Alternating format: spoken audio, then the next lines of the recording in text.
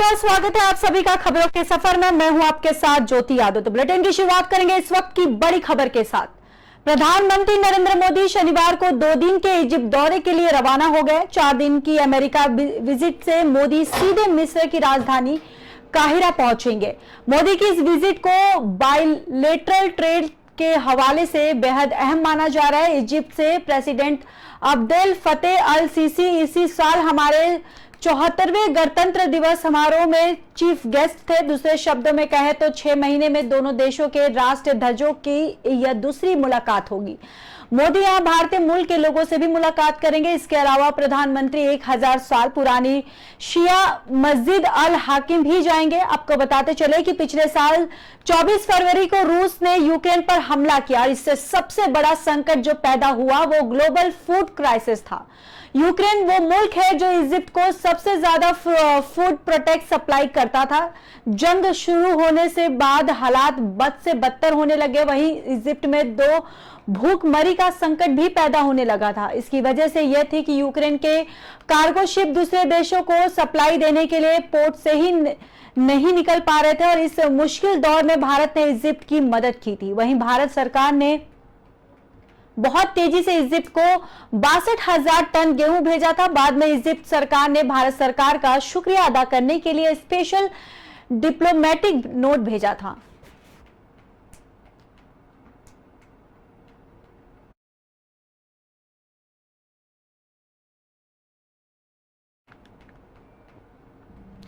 चलिए बढ़ते हैं अगली खबर की ओर। मणिपुर में 3 मई से शुरू हुई हिंसा के 51 दिन पूरे हो गए, लेकिन हालात सामान्य नहीं हुए हैं और इसे लेकर गृह मंत्री अमित शाह ने आज दोपहर 3 बजे से दिल्ली में ऑल पार्टी मीटिंग करेंगे।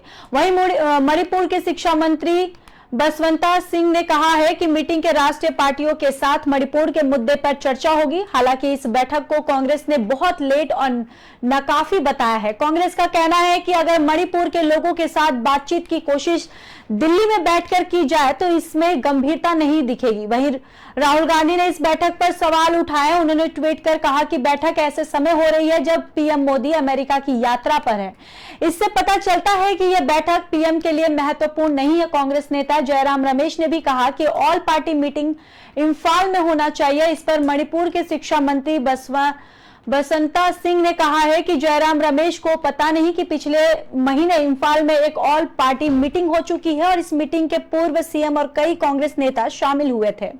वहीं अमित शाह के मणिपुर दौरे के समय भी विपक्षी पार्टियों की मीटिंग बुलाई गई थी। मणिपुर में जारी हिंसा के बीच कई पार्टियां राज्य में राष्ट्रपति शासन लागू करने की मांग कर रही है। हालांकि मीडिया रिपोर्ट्स के मुताबिक मीटिंग में राष्ट्रपति शासन पर चर्चा की संभावना नहीं है और असम सीएम हिमंता बिस्वा शर्मा की अमित शाह से मुलाकात मीटिंग के बाद यह फैसला लिया गया है। वहीं कांग्रेस महासचिव केसी वेणुगोपाल ने कहा कि सरकार तब जागी है जब सोनिया गांधी ने मणिपुर को संबोधित किया। इस गंभीर समस्या पर होने वाली बैठकों से पीएम का दूर रहना उनकी कायरता दिखाता है। ऐसे में हालात भी मणिपुर की पक्षपात करने वाली सरकार को न हटाना और राष्ट्रपति शासन लागू न करना एक मजाक जैसा लग रहा है।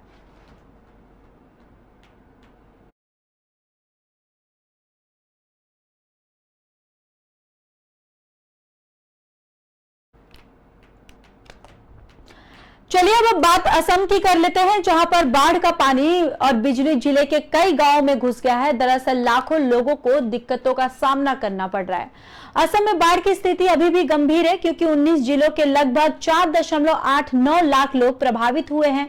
पिछले 24 घंटों में नलबाड़ी जिले में बाढ़ के पानी में डूबने के एक व्यक्ति की मौत भी हो गई। वहीं असम में बाढ़ से मरने वालों की कुल संख्या 2 हो गई है। तो आपको बताते चले कि असम में बाढ़ की स्थिति बद से बदतर होती जा रही है क्योंकि 19 जिलों के लगभग 4.89 लाख प्रभावित हुए हैं और वहीं पिछले 24 घंटे में नलबाड़ी जिले में बाढ़ के पानी में डूबने से एक व्यक्ति की मौत हो गई है। वहीं अगर बात करें असम में बाढ़ से मरने वालों की कुल संख्या भी 2 बताई जा रही है।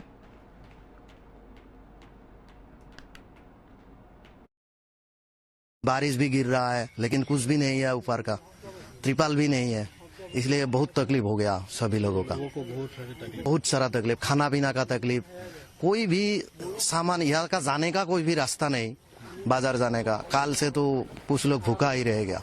ऐसा हुआ।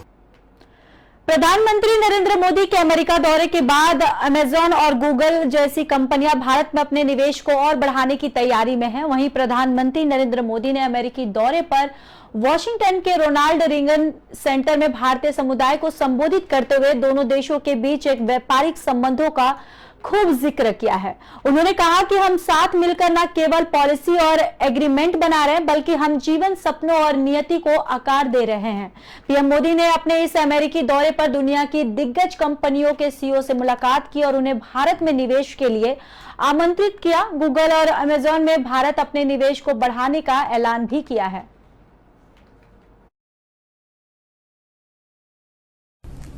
It was an honor to meet Prime Minister Modi during a historic visit to the US.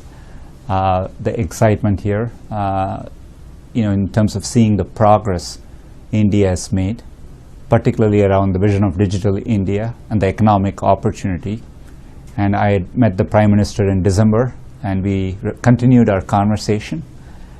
And we shared, Google is investing $10 billion in the India Digitization Fund. And we are continuing to invest through that, including in companies working on AI. As part of that, we have a 100-language initiative. We are bringing BART to more Indian languages very soon. And we are also excited today that we are announcing the opening of our Global FinTech Operations Center in Gift City, Gujarat. And it will cement India's FinTech leadership thanks to UPI and Aadhaar, and we're going to build on that foundation and take it globally. So we are very excited at the progress, and with the advent of AI, I think the opportunity for India to make more progress is definitely exciting, and we're going to support the Prime Minister's vision there. His vision for Digital India, was ahead of its time. I now see it as a blueprint other countries are looking to do. And the follow through on the scaling up of India's digital stack, is a model other countries are thinking about. And I think it's something which will be important in G20 as well, which is obviously happening in India. So it's a real exciting to see the progress, his commitment towards the economic growth for India, and we are glad to be partners in that journey. It was an honor to meet Prime Minister Modi during. वहीं IIT Kanpur ने 23 जून को cloud seeding के लिए एक परीक्षण उड़ान सफलतापूर्वक आयोजित की। कंप्यूटर विज्ञान और इंजीनियरिंग विभाग के प्रोफेसर मणिंद्र अग्रवाल ने बताया कि परियोजना कुछ साल पहले शुरू की गई थी और इसका नेतृत्व आईआईटी कानपुर के कंप्यूटर विज्ञान और इंजीनियरिंग विभाग द्वारा किया जा रहा है। देश और प्रदेश को सूखे से निजात दिलाने के लिए आईआईटी कानपुर ने अनोखा प्रयोग किया है। वहीं आपको बताते चले कि बारिश के लिए क्लाउड स्लीडिंग के लिए एक परीक्षण उड़ान सफलतापूर्वक आयोजित की गई। अमेरिका में एक निर्माता से खरीदे गए क्लाउड स्लीडिंग अटैचमेंट के साथ एक सेस्ना विमान भी उड़ाया गया था। परीक्षण उड़ान में मानस अभ्यास के मुताबिक फ्लेयर का उपयोग करके एजेंटों को फैलाया गया और ये उपकरण के लिए एक परीक्षण था, लेकिन सफल परीक्षण उड़ान का मतलब है कि अब हम बाद के चरणों में क्लाउड स्लीडिंग चलाने के लिए तैयार है। ये प्रयोग डीजीसीए से उचित अनुमोदन के साथ आयोजित किया गया था और हम पिछले कुछ वर्षों से इस परियोजना पर काम कर रहे हैं। वहीं कोविड के कारण खरीद प्रक्रियाओं में देरी हुई है।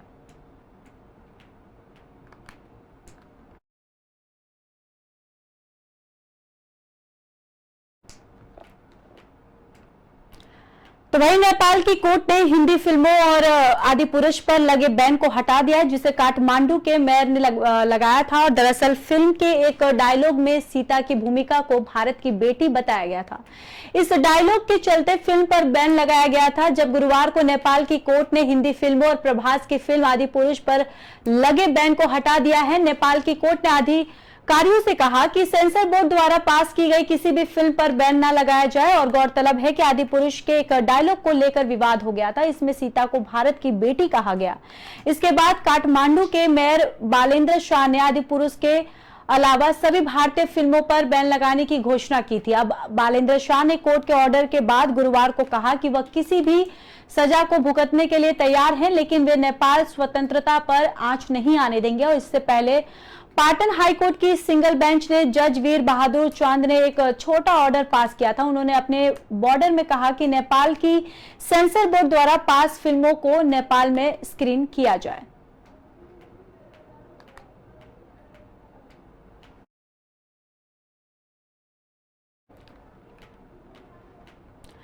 कर्नाटक के डिप्टी सीएम डीके शिवकुमार ने पूर्व सीएम बसवराज बोम्मई से उनके आवास पर मुलाकात की। शिवकुमार ने इसे शिष्टाचार भेंट बताया। साथ ही कहा कि उन्होंने ब्रांड बेंगलुरु के लिए सुझाव मांगे। बेंगलुरु नगर विकास मंत्री डीके शिवकुमार ने गुरुवार को ही ब्रांड बेंगलुरु नाम से वेबसाइट लॉन्च कर लोगों से सुझाव मांगे हैं।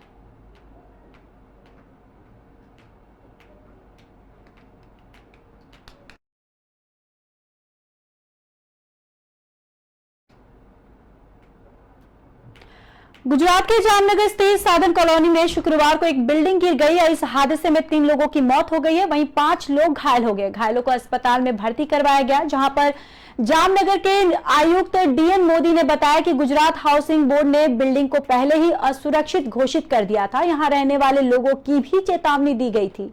बिल्डिंग के मलबे में दबे सभी लोगों को बाहर निकाल लिया गया था। मलबे को हटाने का काम भी चल रहा था। वहीं हादसे में जान गंवाने वाले लोगों की पहचान मित्तल बेन जयपाल सादिया और राजू भाई सादिया शिवम जयपाल सादिया के रूप में हुई है। वहीं कंचन बहन मनसुख भाई जयसर और पारुल बहन अमित भाई जयसर नाम से ये सारे मृतकों की पहचान हुई है। उन्होंने हादसे में जान गंवाने वालों के परिजन में भी मिलकर सांत्वना दी है। दरअसल गुजरात के मुख्यमंत्री भूपेंद्र पटेल ने इस हादसे पर दुख जताया है। उन्होंने ट्विटर पर लिखा कि हादसे में जान गंवाने वालों के परिजन के प्रति मेरी संवेदनाएं हैं। मैं घायलों को जल्द स्वस्थ होने की प्रार्थना करता हूं। राज्य सरकार मृतकों के परिवारों को 4 लाख और घायलों को 50,000 रुपए की आर्थिक मदद देगी।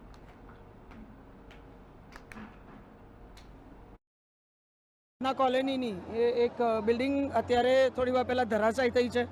અમારી પાસે જે આંકડા છે એ મુજબ 7 થી 8 લોકો અપ્રોક્સ, આ નક્કી આંકડા ફિક્સ આંકડા નથી, એમાં દટાયેલા હતા, જેમાંથી લગભગ 5 લોકોને રેસ્ક્યુ કરી અત્યારના હોસ્પિટલ મોકલવામાં આવ્યા છે। આખું તંત્ર હોય, બધા જ વિભાગો હોય, એ સતત રેસ્ક્યુ ઓપરેશન। पाकिस्तान के प्रधानमंत्री शहबाज शरीफ 4 जुलाई को भारत की अध्यक्षता में होने वाली संघाई सहयोग संगठन की बैठक में वर्चुअली शामिल होंगे, जिसको लेकर विदेश कार्यालय के एक प्रवक्ता के हवाले से कहा गया कि हमें संघाई सहयोग संगठन के राष्ट्राध्यक्षों की 4 जुलाई को होने वाली बैठक के लिए भारतीय प्रधानमंत्री की आधिकारिक निमंत्रण मिला है, जहां शिखर सम्मेलन में पाकिस्तान का प्रतिनिधित्व किया जाएगा और हम आने वाले दिनों में अपनी भागीदारी के संबंध में एक घोषणा करेंगे।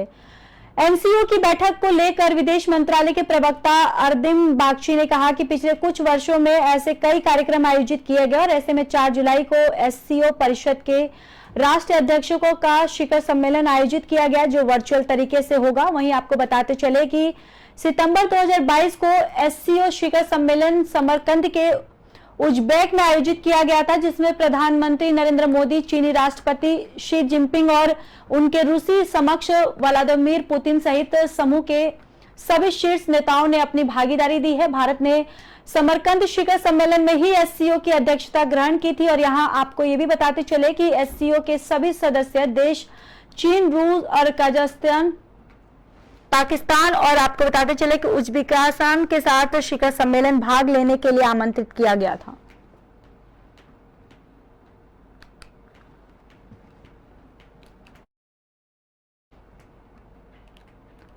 फिलहाल इस बुलेटिन में मेरे साथ बस इतना ही। मुझे दीजिए इजाजत। नमस्कार।